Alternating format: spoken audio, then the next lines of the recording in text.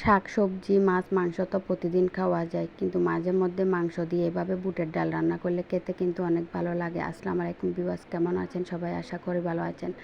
আজ দুপুরে আমি রান্না করছি মুরগির মাংস দিয়ে বুটের ডাল। আসলে তো এমনি মাংস রান্না করা যায় মাংসের মধ্যে আলু দিয়ে, কিন্তু মাঝে মধ্যে এরকম ডাল রান্না করে খেলেও কিন্তু অনেক ভালো লাগে। প্রথমে মাংস আর ডালগুলো ভালোভাবে পরিষ্কার করে নিয়েছি। এখন চুলায় তেল বসায়, তেলের মধ্যে তেজপাতা, পেঁয়াজ বাটা, রসুন বাটা, আদা বাটা, তারপর দিয়ে দিচ্ছি মশলা, হলুদ, মরিচের গুঁড়া। এখন হালকা করে পানি দিয়ে ভালোভাবে কষায় নিব যাতে মরিচের গন্ধটা চলে যায়। এদিকে মাংস আর ডালগুলো ভালোভাবে পরিষ্কার করে নিয়েছি।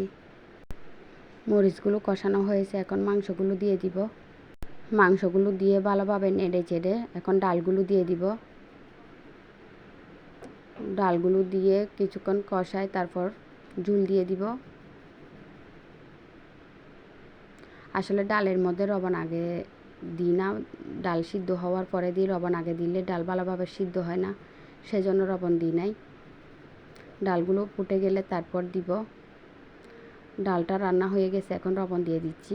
এখন লবণ দিয়ে কিছুক্ষণ রেখে চুলাটা বন্ধ করে দিব। আমার ডাল রান্না হয়ে গেছে। আসলে এভাবে ডাল রান্না করলে খেতে অনেক ভালো লাগে। ডালগুলো মনে হচ্ছে যেন মেজবানি ডাল খাচ্ছি, এরকম ঘ্রাণ, অনেক মজা হয়েছে। আজ এই পর্যন্ত। আসসালামু আলাইকুম।